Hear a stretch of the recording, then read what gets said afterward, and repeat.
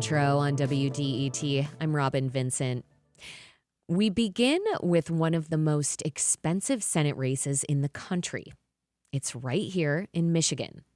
On the Republican side, former Congressman Mike Rogers is back. He lost to Democrat Elissa Slotkin by less than half a point 2 years ago. That was for a different Senate seat. Now he's trying again, this time for the one Gary Peters is leaving behind. But on the Democratic side, it's a three-way fight. And these three candidates do not agree on much. Congresswoman Haley Stevens is the establishment pick, backed by Senate leadership in Washington and millions of dollars from the pro-Israel lobby. State Senator Mallory McMorrow is running as a next-generation progressive who still wants to work within the system. And physician Abdul El-Sayed wants to blow up that system. He wants to abolish ICE, pass Medicare for all, and replace the Democratic Party's leadership entirely. WDET's Russ McNamara sat down with all three and asked them the same questions, same issues, same mic. And the answers reveal a party arguing with itself about what it stands for. Here's his breakdown. There is a certain ideological split within the Democratic Party that does not exist currently within the GOP. Republicans are either pro-Donald Trump or they lose elections. Democrats are split with more nuance on some policies, but even if it's just a wiggle, there's still room. Take health care. Dr. Abdul El-Sayed has been so vocal about his choice, he wrote a book on it. Medicare for All is government health insurance guaranteed for everyone, regardless of what circumstances you're in. If you like your insurance through your employer or through your union, I hope that'll be there for you. But if you lose your job, if your factory shuts down, you shouldn't be destitute without the health care that you need and deserve. Mallory McMorrow tweaks it a bit. Instead of the government taking on the entire burden of the healthcare system, she prefers a public option where private insurers stick around, but a government-backed option exists. Here she explains why Medicare for All is a no-go for her. I think it's too big of a challenge, admittedly. We are a country of more than 360 million people. When I talk to people all across the state, they don't say that they want one single system. They say, I want the insurance that works for me. I want to be able to see my doctor. I want to be able to go to my pediatrician, and I want it to be affordable. That, to me, requires more options, not fewer. For Congresswoman Haley Stevens, she wants everyone who can be covered under the Affordable Care Act to get covered. I deeply believe that we need to expand the Affordable Care Act. We need to protect that. And we also need to make the tax subsidies permanent. The Republican-led Congress did not renew those tax subsidies. Rates went up, and an estimated 1.2 million fewer people did not enroll in Obamacare this year. Since the last election cycle, Republicans have worked to strip transgender Americans of their rights to seek the health care they need. It became a line of attack, not only against trans youth, but against Democrats. For many within the Democratic Party, the steadfast support of the LGBTQ community has shown cracks when it comes to trans rights. McMorrow says part of the reason why trans folks are a target is that people are looking for someone to blame for a bad economy. I fundamentally believe the way forward is that we have to be the party that solves those fundamental problems for people. If we can restore the American dream and ensure that in Michigan and in the United States, if you work hard, you play by the rules, you can achieve that life that you wanted, then there won't be this appetite to target and hurt vulnerable kids. Congresswoman Stevens has been supportive of the LGBTQ community and has tweeted support saying every American, regardless of their gender identity, should feel safe to be their authentic selves. Dr. El-Sayed says Democrats need to be a good ally. I believe that rights are rights are rights. And when you assent to somebody taking away somebody else's rights, you are at some point assenting to somebody coming for yours. We have to stand together to fight for our collective rights, even when those rights are rights we may never see ourselves using. The fight for trans rights will come up again, with President Trump's Save America Act attempting to tie restrictions to health care for trans people to a bill about adding strict voter ID laws. Immigration and customs enforcement will be a hot topic this year, too. ICE agents have killed at least 3 American citizens over the past 12 months. The government has deported or jailed tens of thousands of immigrants, most with no criminal records. Congresswoman Stevens advocated for the removal of Homeland Security Secretary Kristi Noem. However, she admits the agency needs some work. Well, ICE needs to be overhauled. I will tell you that we need to start seeing accountability, and we need a complete overhaul of ICE. And there has been mismanagement from the very top. Mallory McMorrow echoes that sentiment. Bluntly, should ICE exist? Yes, and it needs to be vastly reformed. Michigan is a border state. We need immigration and customs enforcement to do the work of what and who comes across the border. That should be its job. Its job should not be to be unleashed on communities, to terrorize people, to go after people whose skin color isn't exactly right or who have an accent. Abdul El-Sayed believes ICE should be abolished. We can have a safe and secure southern border. We can enforce immigration law, but ICE is not about that. What ICE is about a paramilitary force normalizing the use of government power on peaceful streets in thrall to one man. The concentration of wealth at the top has been a growing concern since the Reaganomics era of the 1980s. Now tax rates for corporations and the wealthy have been slashed, while the federal government and many states have defunded social programs. The number of billionaires has tripled in the past 15 years. I asked the candidates if billionaires, from an ethical standpoint, should exist. McMorrow was unequivocal. Yes, I think they can and should exist. And I look at somebody like Mark Cuban as an example. You can be a billionaire without being a jerk. It should be noted that Cuban wrote a blurb praising the state senator's book that came out last year. El-Sayed says billionaires should be the exception, not the norm. I don't think that our system should be in the business of creating billionaires. I think our system should be in the business of empowering everyday folks to be able to live a life with access to the basic dignities that they need and deserve: good housing, good health care, affordable food. Haley Stevens says the wealthiest need to pay higher taxes. Well, we're not going to be seeing someone like myself do billionaire bidding in the United States Senate, I'll tell you that much. And tackling where and how billionaires are not paying their fair share needs to get done. That's a nice segue into campaign finances. El-Sayed and McMorrow aren't taking corporate money. More than half of our donations are from people donating $200 or less. I'm the only person running for U.S. Senate who's never taken a dime of corporate money to fund a campaign. And that shows up in the ways that I stand up to corporations. To be clear, McMorrow has taken corporate money in the past, but not this round, and the filings with the Federal Elections Commission bear that out.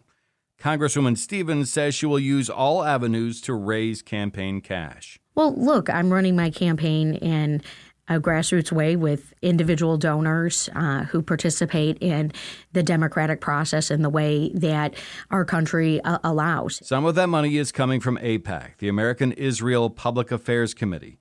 Stevens has taken millions from the controversial organization that aids pro-Israel Republicans and Democrats. Earlier this month, as Israel and the U.S. continued to bomb Iran, Stevens appeared in a video for AIPAC.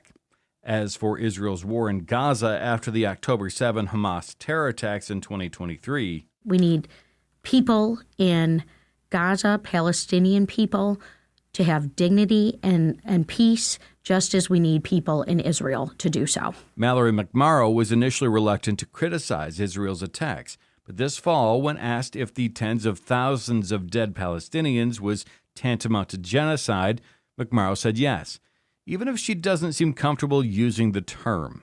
I am somebody who looks at the videos, the photos, the amount of pain that has been caused in the Middle East, and you can't not be heartbroken. But I also feel like we are getting lost in this conversation, and it feels like a political purity test on a word that, by the way, to people who lost family members in the Holocaust does mean something very different and very visceral. Abdul El-Sayed has unequivocally said that Israel's assault on Palestinians and the role the U.S. has played in supporting it was genocide. I want our tax dollars to stop killing children. Support for the Democratic Party and its leadership are at an all-time low. The biggest complaint is House Minority Leader Hakeem Jeffries and Senate Minority Leader Chuck Schumer aren't doing enough to push back as the Trump administration has run roughshod over policy the past 13 months. Mallory McMorrow says a change at the top is needed and a youth movement needs to happen among congressional Democrats. We need leaders who understand how to engage with people, not as just a number, not as a voter or a donor, but as part of the team. Abdul El-Sayed says stunning defeats in 2024 mean there's a disconnect between party leadership and its base. I think right now we are in a place where there's so much profound frustration about the chasm between the Democratic Party writ large and its voters. And I think any Democratic leader who wants to win elections in the future should be less worried about who holds the luxury suite on the top of the Titanic and more worried about getting in the engine room and saving the Titanic, which is where we are. Congresswoman Haley Stevens, who has Schumer's support, sidestepped the question. But that wasn't the question. I was asking you if there should be a change in leadership. Yeah, you're of asking Chuck me Schumer. about the future of the Democratic Party. Yeah. And there are some people who are running who assume that's what this race is all about. And I don't think that's fair to the people of Michigan. I believe that this race is about the future of Michigan. The future of the U.S. Supreme Court has come up a lot since the conservative majority overturned Roe v. Wade in 2022. Justices have been a bit inconsistent in their rulings, depending on who was president. Stevens says something needs to change. I deeply support ethics reform for the Supreme Court. What seems to look like pay to play, the fact that they have a different set of ethics rules, I think it would be more than appropriate, given that the Supreme Court doesn't have elections and it's a lifetime appointment. McMorrow agrees and thinks there needs to be a plan that makes sense both ethically and politically. I am talking to some constitutional experts right now, some judicial experts, on whether that means term limits, whether that means oversight, whether it means reforms, or whether it means more justices. I am open to anything to ensure the Supreme Court does its job. El-Sayed has some ideas. I proposed a system here that says that every president should have 3 appointments. Every Supreme Court justice should have at least 10 years and a possible renewal for another 10 years. But what that does is it incentivizes the selection of jurists who want to interpret the Constitution on its own terms. There are no shortage of issues for candidates in the upcoming elections, and more are sure to pop up along the way. Questions for the primary will be different than those in the general elections this fall. WDET plans to talk with these candidates multiple times over the next few months so our listeners can make an informed decision at the polls. Stay tuned. I'm Russ McNamara, WDET News. It's the Metro. I'm Robyn Vincent, and I have Russ McNamara in the studio with me now. Russ, welcome back. Good morning, Robyn. So you sat down with all 3 of these candidates individually. Before we get into the policy splits, give us the quick sketch. Haley Stevens, Mallory McMorrow, and Abdul El-Sayed, what was your impression of each of them sitting across from you in the studio? Well, I mean, you look at like Neapolitan ice cream, right? It all comes in one gigantic block, and it's like 3 different flavors in one. That's basically the Democratic Party right now. Haley Stevens, she's been a congressman for a while, and she does have a bit of a base for policy, and she's got some votes to back it up. Mallory McMorrow, the young upstart, even though all of these candidates are young comparatively, right? And so, and she's been taking big swings and seemed destined for a larger stage since she had that speech 4 years ago. During the pandemic, where she called out her Republican colleagues in the Michigan House for some patently bigoted stuff. And Abdul El-Sayed, here's a guy who is a public health guy by trade, a physician. So he's very polished for a doctor, shall we say. And he seems destined for a higher office. He took his swing in 2018 and did not get the Democratic nomination for governor, but he did win the city of Detroit, right? So all 3 of them together, you have a microcosm of what's happening in the Democratic Party. And we're lucky to be able to see this right up front in the state of Michigan. This is reflective of much bigger divisions throughout the country, is what you're saying. I want to take a spoonful of that Neapolitan ice cream, and I'm guessing Congresswoman Stevens might be the vanilla part of it, because her answers land at a lower temperature than the other two candidates. I mean, on healthcare, she wants to expand the Affordable Care Act. On ICE, she says the agency needs an overhaul. She doesn't believe that the winner of this political race will give us a sign of where the Democratic Party is going. She's the only one of the three still taking corporate money and money from the American Israel Public Affairs Committee, or AIPAC. Is this all a deliberate strategy aimed at a general election, or is there just not much there? Well, she's very much upholding the status quo. She was a handpicked choice to run for the seat from Chuck Schumer, who has a lot of sway within the Democratic Party, especially on the Senate side.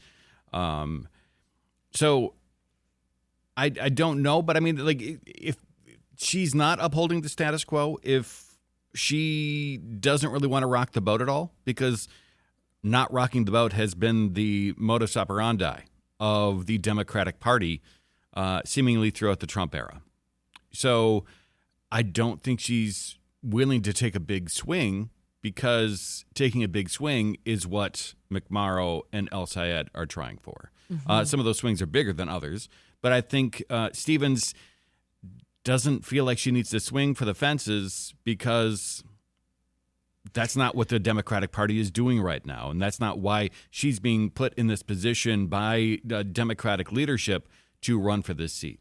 Okay, so she's paddling through the rivers of moderation, thinking that that is likely to be her best bet. I mean, your story mentions that Congresswoman Stevens appeared in a promotional video for AIPAC while the U.S. and Israel were bombing Iran.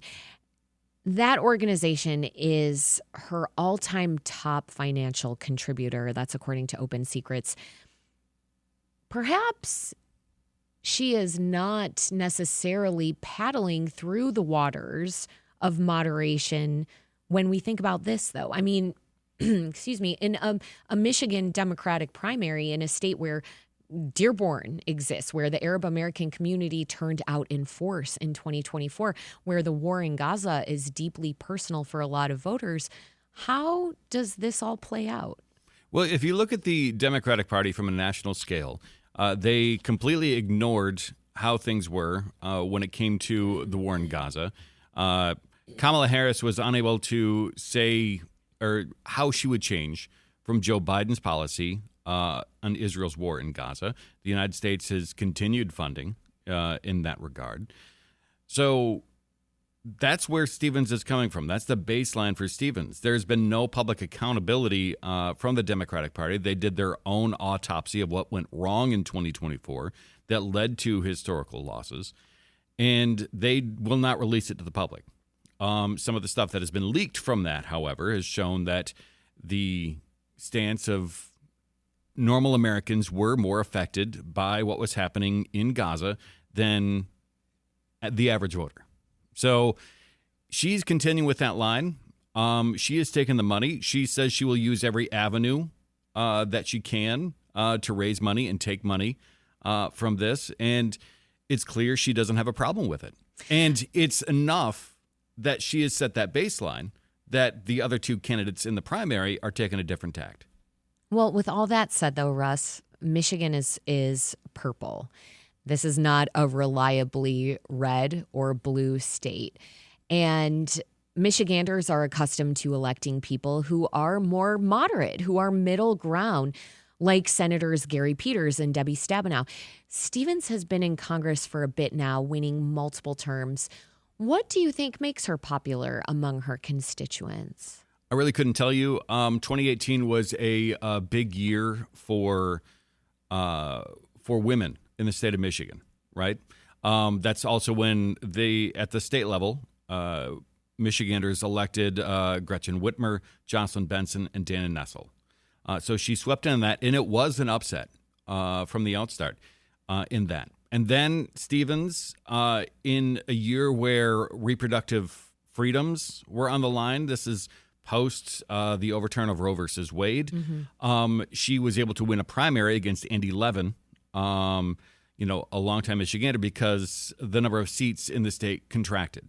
So she battled it out with Levin and beat Levin then in another year where reproductive rights were on the line, and maybe the odds were stacked against Levin, and that's how it is. But she continues to win, and she's had a lot of money behind her. AIPAC did not support the Jewish candidate in that election in Andy Levin, but they did back Haley Stevens. So Stevens is not what you consider a great orator, but I mean, she's not quite as polished as the other two people in this race. Yet she continues to win. People like vanilla. It's the Metro on WDET. I'm Robyn Vincent. My guest is reporter and All Things Considered Detroit host Russ McNamara. We're talking about the Democratic candidates for Michigan's U.S. Senate race, how they differ, and what they signal about the future of the Democratic Party. More on that next. We'll be right back.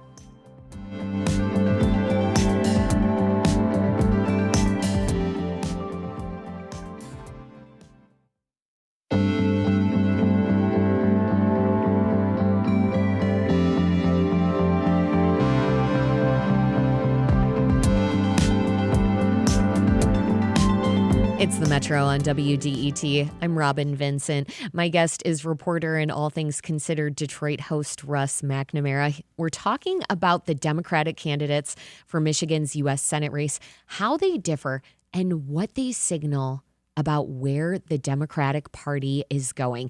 Now, Russ, State Senator Mallory McMorrow and Abdul El-Sayed are both going after progressive voters, but they're not the same kind of progressive.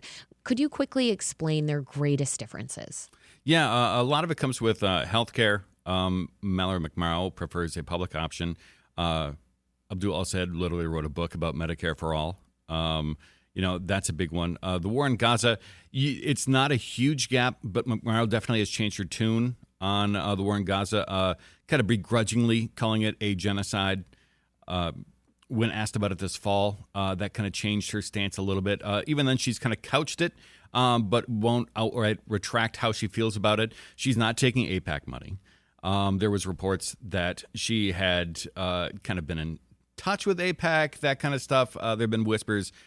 So far, that has not borne fruit in any of the FEC filings so far. So there's that. But I mean, it's little tweaks, right? It's little differences within the so-called progressive wing. Whereas Haley Stevens currently represents the Democratic leadership, very centrist, center-right. McMorrow's more center-left, whereas El-Sayed is the left, has taken the more leftward position. When we zoom in on McMorrow and El-Sayed, how do you read the gap between them? Is it a real policy difference, is what I'm wondering, or is it a difference in how willing each of them is to say uncomfortable things out loud? I think both of them address uncomfortable things out loud.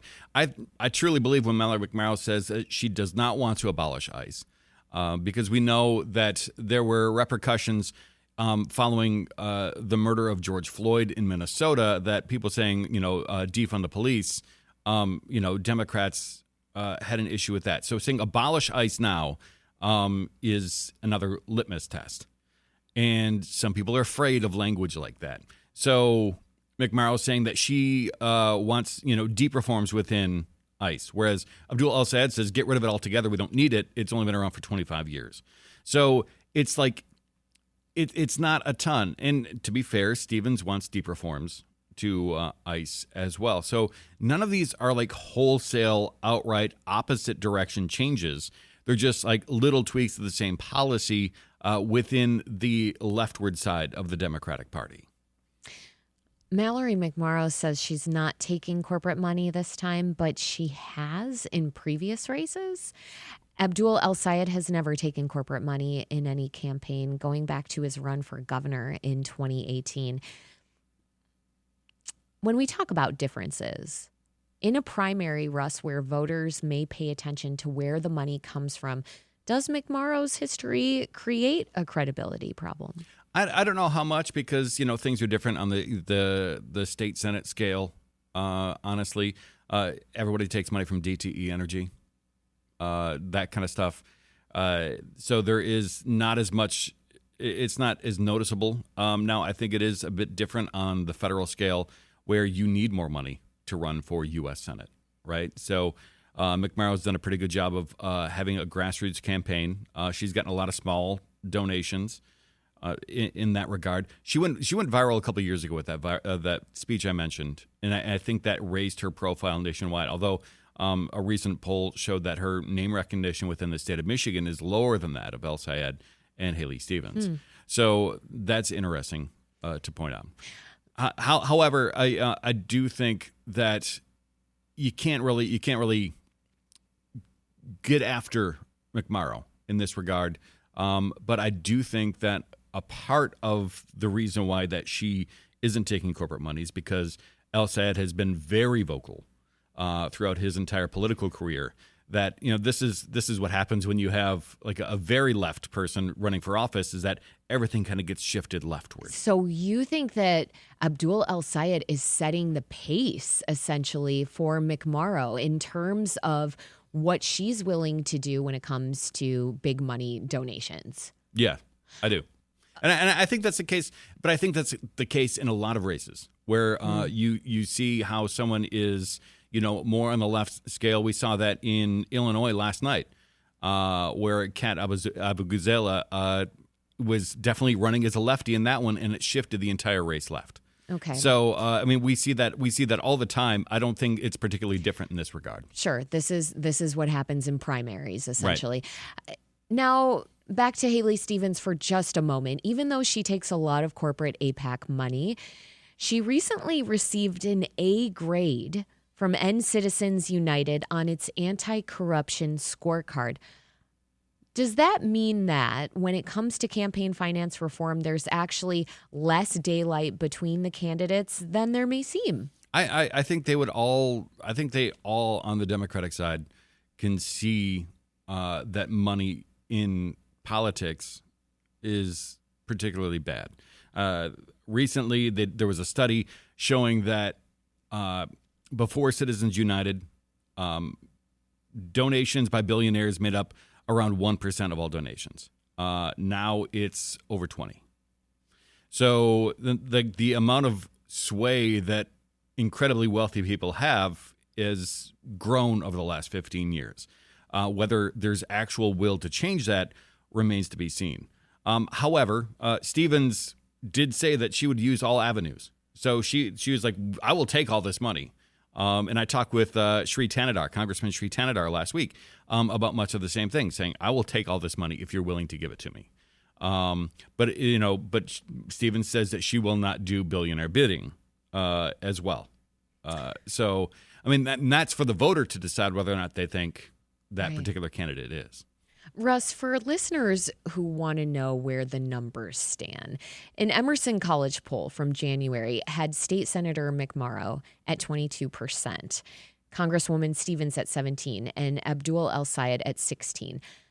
But 38% of likely Democratic primary voters remained undecided. That's a massive number of people who haven't made up their minds. Right. What does that tell you about the state of this race? Well, that tells me that Stevens is on shaky ground a little bit. Stevens had a much larger lead. Things have tightened up. A poll that Stevens herself released this week has her leading, right? But then again, there's also 48% of likely voters voting for somebody else in the primary. And in that one, there's a full quarter of voters are still undecided. The poll that Stevens points out here, Stevens actually has the highest unfavorability rating within the three candidates. And then just like the Democratic Party itself has a high unfavorability rating among Americans. Well, that's right, because nobody trusts Democrats currently, and you either don't like Democrats if you're a Republican, or if you're a Democrat, you're at this point fairly unhappy with the way that Democratic leadership has pushed back against the Trump administration. It's kind of fascinating. Yeah, I mean, basically what your reporting has gotten to is the fact that these three candidacies essentially are a proxy fight for the future of the National Democratic Party. Yeah, exactly.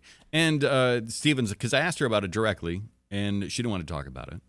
She doesn't want to talk about it. She didn't want to say anything bad about Hakeem Jeffries or Chuck Schumer.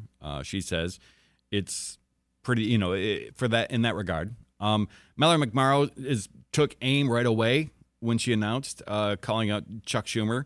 But at the same time, she's gladly taken the help of James Carville, the longtime Bill Clinton advisor and Democratic advisor, and then El-Sayed. I mean, he's been swinging at leadership for years, so this is nothing new for him. He wants actual change within the party structure. Russ McNamara, reporter, editor, and host of All Things Considered Detroit. Thanks for waking up a little earlier to speak with us, and thanks for your reporting. Happy to be here.